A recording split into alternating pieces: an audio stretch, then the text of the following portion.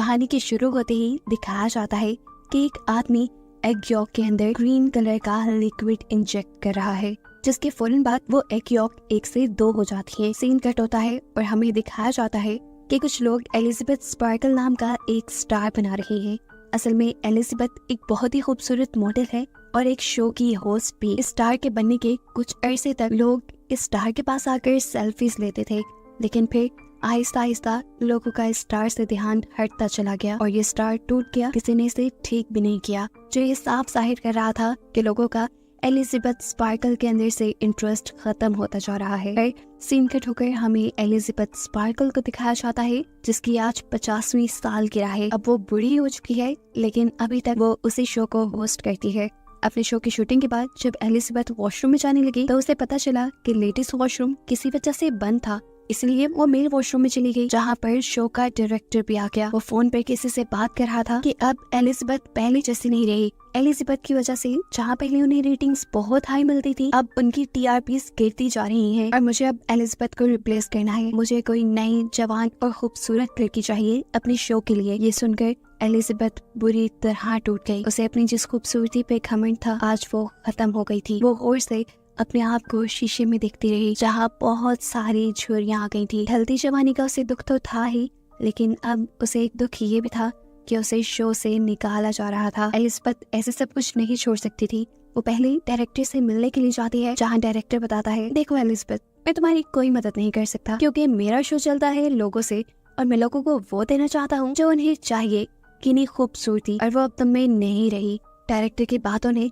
Elizabeth को बुरी तरह तोड़ दिया था। वो होटल से निकल तो गई, लेकिन ड्राइव करते हुए डायरेक्टर की बातें उसके कानों में गूंज रही थी और बस पे इसी सब में उसका ड्राइविंग से ध्यान हट जाता है और सामने से आती हुई गाड़ी उसकी गाड़ी को बुरी तरह क्रैश कर जाती है। और हैरानकुन तौर पे पता चलता है कि एलिजाबेथ को इतने बुरे एक्सीडेंट में एक खराश भी नहीं आई थी। ये उसकी अच्छी किस्मत ही थी। खैर, एलिजाबेथ को डॉक्टर ने हॉस्पिटल से डिस्चार्ज तो कर दिया, लेकिन अब वो फूट फूट के रोने लगी क्योंकि उसने रास्ते में बिलबोर्ड से उतरती हुई अपनी पिक्चर्स देख ली थी। देखने को मिलता है कि यहाँ पे एक नर्स उसकी रीढ़ की हड्डी चेक करता है और फिर उसे उसके कपड़े दे देता है। एलिजाबेथ अब जैसे ही हॉस्पिटल से बाहर निकली तो उसे फील हुआ कि नर्स ने उसकी कोट में कोई मैसेज छोड़ा था। मैसेज में लिखा था कि इसने मेरी लाइफ बदल दी, और इसी के साथ एक ड्राइव भी थी जिस पे लिखा था द सब्सटेंस। एलिजाबेथ घर आती है और आते ही उस ड्राइव को चलाती है, जिसमें द सब्सटेंस नाम की एक फ्लूइड के बारे में इंफॉर्मेशन दी जा रही थी। ये सब्सटेंस एक जादुई सब्सटेंस था और ये सब्सटेंस किसी भी बूढ़े इंसान को उसका एक नया और जवान वेरिएंट दे सकता है। इसे सब्सटेंस फ्लूइड के साथ एक और भी फ्लूइड मिलने वाला था जो दोनों वेरिएंट्स यानी ओल्ड बॉडी और न्यू बॉडी को एक साथ जोड़ के भी रखता। ये काम इतना आसान तो नहीं था, लेकिन बहुत ज्यादा मुश्किल भी नहीं था। जो इंसान इस सब्सटेंस को यूज करता उसके लिए हर 7 दिन में अपने दोनों वेरिएंट्स को एक्टिवेट करना जरूरी था और नए वेरिएंट यानी जवान बॉडी को स्टेबलाइज रखने के लिए हर रोज उस नई बॉडी को एक इंजेक्शन लगाना है उस खास सब्सटेंस का जो पुरानी बॉडी के रीढ़ की हड्डी से निकलेगा। जब एक वेरिएंट यानी एक बॉडी एक्टिवेट रहेगी, उस टाइम पर दूसरा वेरिएंट यानी दूसरी बॉडी बेहोश रहेगी। एलिजाबेथ को पहले पहले तो ये सब झूठ लगा। उसने इस फ्लैश ड्राइव को ही एक झूठ समझकर डस्टबिन में फेंक दिया, लेकिन रात को फिर उसे ब्रेकडाउन फील हुआ। उसे अपने घर पे लगी अपनी जवानी की तस्वीरें डिस्टर्ब करने लगी और तब उसने जुनून में आकर उस नंबर पे मैसेज कर दिया कि मुझे वो सब्सटेंस ऑर्डर करना है। दूसरी तरफ जो कोई भी बात कर रहा था उसने ज्यादा एलिजाबेथ से बात नहीं की, बस एलिजाबेथ से उसका एड्रेस पूछा और फिर उसे एक खास एड्रेस बताते हुए कॉल काट दी। अगली सुबह दिखाया जाता है कि एलिजाबेथ न्यूज़पेपर पढ़ रही थी, जहाँ पर उसे एक एड दिखी जो उसी की कंपनी ने लगाई थी। एलिजाबेथ को रिप्लेस करने के लिए एक नई मॉडल के इंटरव्यू के लिए ये एड चल रही थी, जिसे देखकर वो और भी ज्यादा उदास हो गई। इसी न्यूज़पेपर के साथ उसने एक एनवेलप भी उठाया था जो ब्लैक कलर का था। एलिजाबेथ जब उस एनवेलप को खोलती है तो उसमें एक नंबर लिखा हुआ था। अब एलिजाबेथ उस आदमी के कॉल पे बताई सीक्रेट एड्रेस पे पहुंचती है जो काफी अंदर करके एक खुफिया सी जगह थी। ये था एक लॉकर रूम जो उसे नंबर कार्ड दिया गया था। एलिजाबेथ ने उसी के जरिए इस जगह को एक्सेस किया और फिर अपना लॉकर खोला, जहाँ पे एक बॉक्स था जिसे लेकर वो अपने घर आ गई। घर आकर वो फौरन इस बॉक्स को खोलती है तो उसमें उसे काफी सारी चीजें मिली। सबसे पहले एक सीरम और एक इंजेक्शन जिसे सिर्फ एक मर्तबा इस्तेमाल करना था। उसके साथ ही एक स्टेबलाइजर किट जिसके जरिए रोज नई यानी जवान बॉडी को उन्हें स्टेबलाइज करना था। और ये तो उस फ्लैश ड्राइव से पहले ही पता चल चुका है कि उस स्टेबलाइजर का फ्लूइड ओल्ड बॉडी की रीढ़ की हड्डी से निकलेगा। अब दोनों बॉडीज को चेंज करने के लिए भी एक खास किस्म की किट दी गई थी और साथ में दोनों बॉडीज के लिए यानी जवान और बूढ़ी बॉडी के लिए स्पेशल खाना भी दिया गया था। एलिजाबेथ इसके बाद वॉशरूम में जाती है और काफी देर तक अपनी बॉडी को देखती रहती है, ऐसे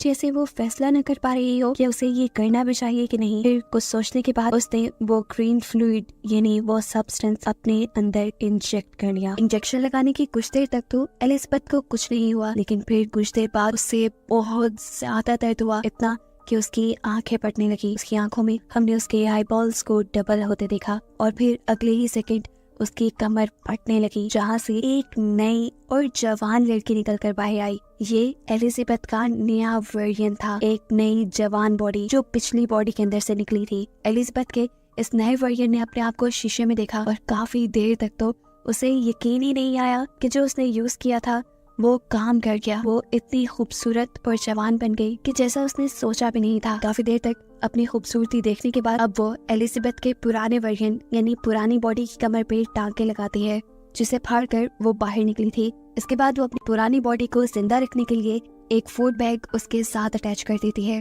जो कंपनी ने ही उसे दिया था। आज पूरी रात उसने अपनी खूबसूरती को एंजॉय किया। सुबह जब वो उठी तो उसके नाक से खून आ रहा था कि देखकर वो परेशान हो गई और उसे याद आया कि उसे तो एक एक्टिवेटेड किट भी दी गई थी और उसे बताया गया था कि हर रोज नई बॉडी को यानी जवान बॉडी को एक्टिव रखने के लिए पुरानी बुढ़ी बॉडी की रीढ़ की हड्डी से उसे सब्सटेंस निकाल कर अपने अंदर इंजेक्ट करना है। इसीलिए वो फौरन पुरानी बॉडी की रीढ़ की हड्डी से सब्सटेंस निकालना शुरू कर देती है और ये इंजेक्शन लगाने के बाद वो बिल्कुल नॉर्मल हो चुकी थी।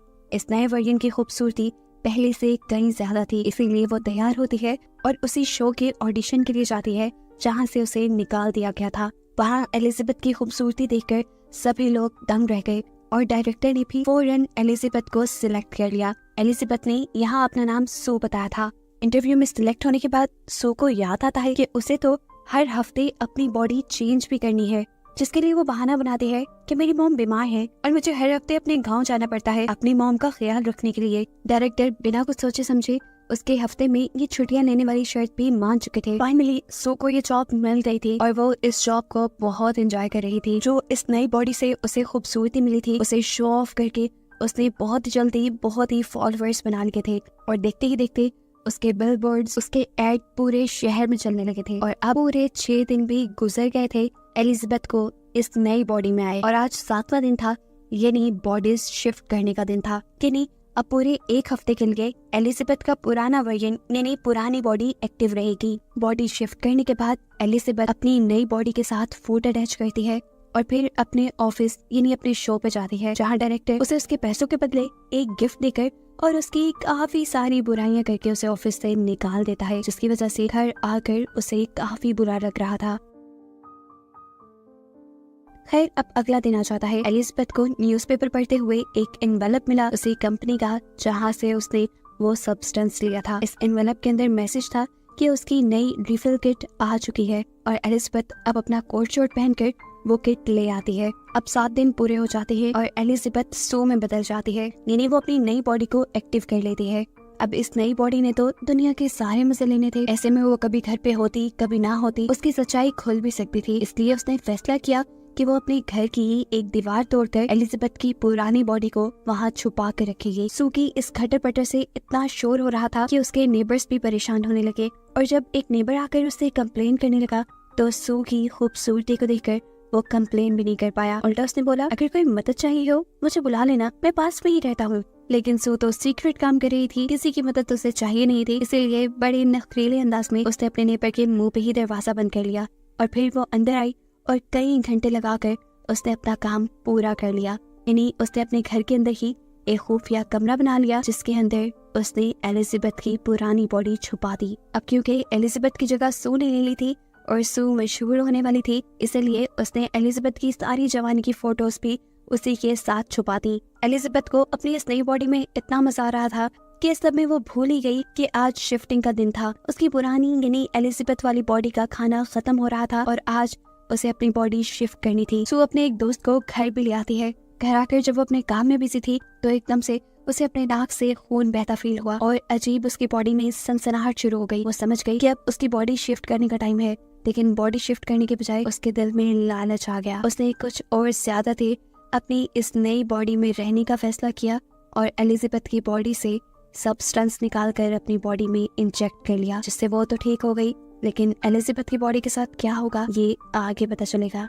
7 दिन और सो ने ऐसे ही गुजारे और फिर बॉडी शिफ्ट की। जब वो एलिजाबेथ वाली बॉडी में आई तो उसने देखा कि उसकी एक उंगली गल चुकी थी और ये सरासर उसकी लापरवाही की वजह से हुआ था, यानी उसने वक्त पे अपनी बॉडी स्विच नहीं की थी। एलिजाबेथ अब टेंशन में कंपनी में कॉल करती है और उनसे पूछती है कि मैंने अपना एक साइकिल मिस कर दिया, मैंने अपनी बॉडी स्विच नहीं की, जिसकी वजह से मेरी एक उंगली खराब हो गई है, इसे ठीक करने का क्या सोल्यूशन है। तब कंपनी ने जवाब दिया, इसका कोई हल नहीं, जो हो गया सो हो गया। और ये सुनकर वो बहुत ज्यादा डर गई।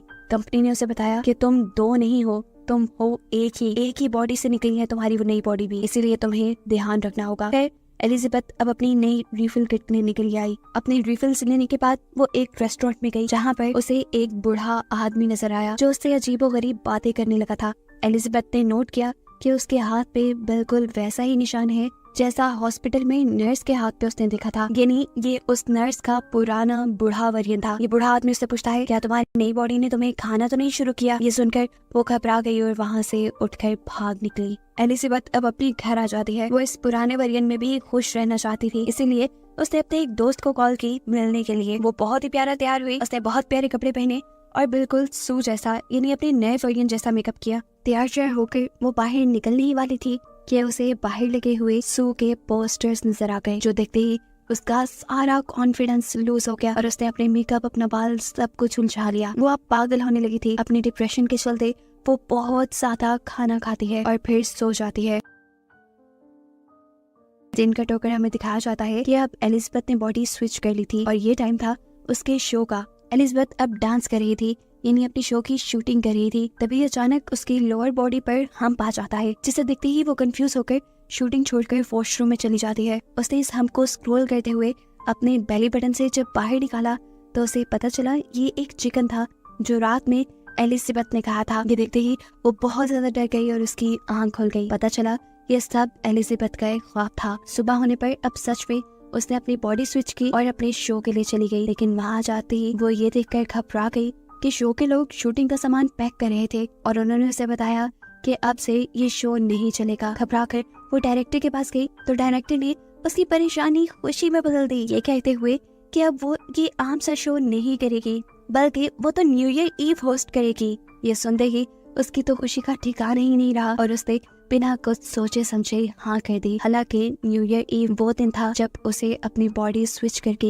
एलिजाबेथ की बॉडी में जाना था। इस चीज की परवाह न करते हुए अब सू काफी दिन तक अपनी इस नए वर्जन में, इस नई बॉडी में ही रहती है और इसे एक्टिव करने के लिए एलिजाबेथ यानी अपनी पुरानी बॉडी से स्टेबलाइजर निकाल कर अपनी बॉडी में इंजेक्ट करती रहती है, जिसका असर एलिजाबेथ की पुरानी बॉडी पर हो रहा था। अब काफी दिन बाद जब सू ने अपने आप को स्विच किया तो देखा कि एलिजाबेथ बिल्कुल बूढ़ी हो चुकी थी उसके सीरम ज्यादा निकालने की वजह से। अब तो एलिजाबेथ अपनी हालत देखकर अब एलिजाबेथ को सू से नफरत होने लगी थी। वो अपने घर में लगी सारी सू की फोटोज को मारने लगती है, यहाँ तक कि वो अपने घर के उस मिरर को भी कवर कर देती है जहाँ सामने से सू के बिलबोर्ड्स उसे नजर आते थे। एलिजाबेथ बहुत परेशान थी। वो अब कंपनी में कॉल करती है और उनसे पूछती है कि क्या इस सब का कोई सोल्यूशन है, क्या मुझे वही बॉडी वापस नहीं मिल सकती जिस बॉडी के अंदर से मैंने नए वर्जन को यानी सू को निकाला था। कंपनी के आदमी ने बताया, आपको पहले भी बताया गया था, जो हो गया सो हो गया, अब कुछ चेंज नहीं हो सकता। हाँ, लेकिन ये आपके हाथ में है कि अगर आप सब कुछ रोकना चाहें तो यहीं पर रोक सकती हैं और अब आपका ओल्ड वर्जन यानी आपकी एलिजाबेथ वाली बॉडी जिस कंडीशन में है उसके साथ आप अपनी पूरी उम्र गुजार सकते हैं। लेकिन ये एलिजाबेथ को मंजूर नहीं था। अब खैर एलिजाबेथ को कॉल आई शो की और उसने फौरन दोबारा से अपनी बॉडी स्विच कर ली। बॉडी स्विच करते ही उसने एलिजाबेथ यानी ओल्ड बॉडी के अंदर से एक साथ 3 महीने का सब्सटेंस निकालकर अपनी बॉडी के अंदर इंजेक्ट कर लिया। 3 महीने तक एलिजाबेथ ने सू की बॉडी में बहुत एंजॉय किया और फिर न्यू ईयर ईव की ठीक एक रात पहले उसका फ्लूइड खत्म हो गया। वो आज भी एक लड़के को अपने घर लाई हुई थी और तभी उसे फील हुआ कि उसकी बॉडी के ऑर्गन्स फटने लगे हैं। ये फील होते ही वो फौरन एलिजाबेथ की ओल्ड बॉडी से सीरम निकालने जाती है, लेकिन आज सीरम निकला ही नहीं। ये देखकर वो बहुत ज्यादा घबरा गई और उसने कंपनी में कॉल की और पूछा कि एलिजाबेथ की बॉडी से सीरम नहीं निकल रहा, अब क्या करना चाहिए मुझे। तब कंपनी वाले उसे बताते हैं कि अगर उस बॉडी से सीरम नहीं निकल रहा, इसका मतलब आपने सारा सीरम यूज कर लिया है और अब आपको नए सीरम बनने तक का इंतजार करना पड़ेगा। तब तक आप अपनी बॉडी स्विच कर लें। सू की हालत इस कॉल के साथ ही बहुत ज्यादा खराब हो चुकी थी। वो अब कुछ भी सोचे समझे बगैर अपनी बॉडी को स्विच करने लगती है और स्विचिंग की ये सारी आवाजें वो लड़का भी कमरे में सुन रहा था। उसे भी कुछ अजीब, कुछ गड़बड़ फील हुई, जिसे इन्वेस्टिगेट करने के लिए वो वॉशरूम में आया, लेकिन इस बुरी अजीब सी एलिजाबेथ ने फौरन वॉशरूम लॉक कर लिया, इससे पहले कि लड़का उसके इस भयानक रूप को देख पाता। देखने को मिलता है वो बहुत ही ज्यादा बूढ़ी हो चुकी थी और साथ ही साथ गंजी भी हो गई थी। उससे चलना फिरना सब मुश्किल हो रहा था। एलिजाबेथ अब बहुत ज्यादा घबरा चुकी थी। वो कंपनी में कॉल करती है और कहती है कि मैं सब कुछ यहीं पर रोकना चाहती हूँ। कंपनी वाले भी उसकी बात मान लेते हैं और उसे टर्मिनेशन फ्लूइड ले जाने को बोलते हैं। एलिजाबेथ की ये बॉडी बहुत ही भयानक दिख रही थी। वो अपनी कोशिश के साथ जितना कर सकती थी इस बॉडी को कपड़ों में छुपा लेती है और फिर अपना टर्मिनेशन सब्सटेंस लेने के लिए पहुंचती है।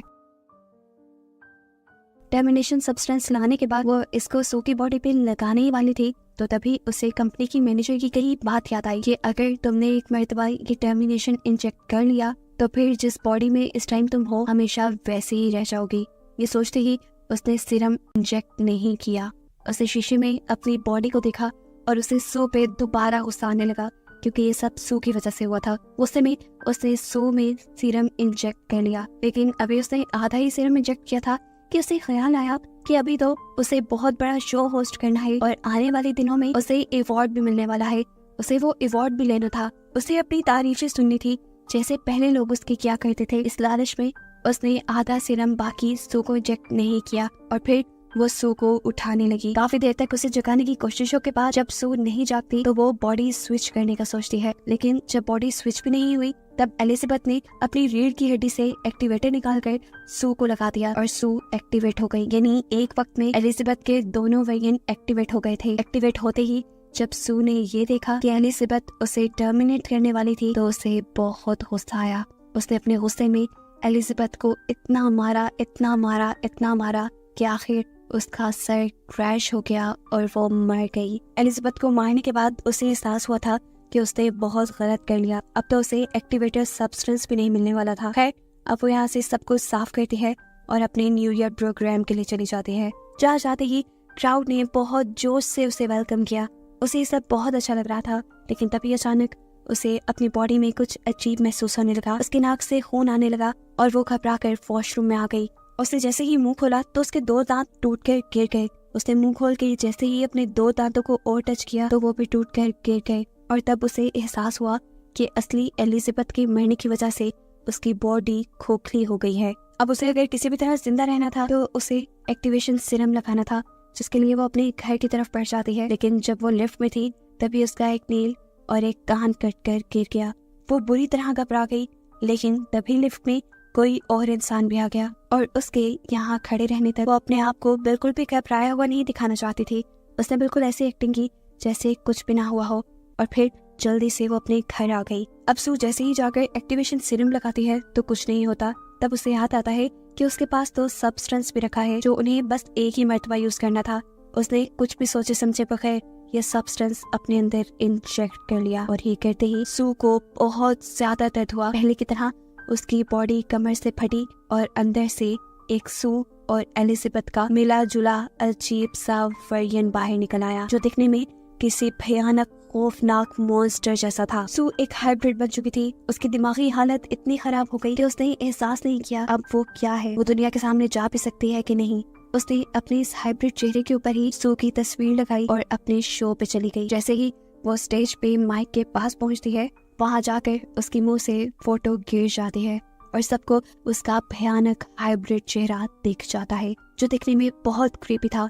सभी लोग उससे डरने लगे और उसे मॉन्स्टर कहकर उससे दूर भागने लगे। एलिजाबेथ को देखकर घबराते हुए अब एक आदमी बेसबॉल बैट से एलिजाबेथ के मुंह पे वार करता है, जिससे उसका मुंह कट के इधर उधर गिर जाता है और उसकी बॉडी से खून निकलकर पूरे स्टूडियो में फैल जाता है। सभी लोग घबराकर वहां से चले गए और एलिजाबेथ की बॉडी अजीबो गरीब टुकड़ों में डिवाइड होते हुए किसी कीड़े की तरह रेंगते हुए वहां से बाहर निकल आई, जहाँ नीचे बिल्कुल एलिजाबेथ स्पार्कल का स्टार बना हुआ था। उसकी पूरी बॉडी खत्म हो चुकी थी और बस अब एलिजाबेथ का चेहरा ही अजीब हालत में उस स्टार के ऊपर लेटा हुआ था, जो आसमान की तरफ देखते हुए मुस्कुरा रहा था। और एकदम से वो भी फट कर यहाँ पे बस खून रह गया, जिस खून को अगली सुबह यहाँ पे काम करने वाले आदमियों ने साफ कर दिया। और बस यही दिखाते हुए ये कहानी यहाँ खत्म हो गई।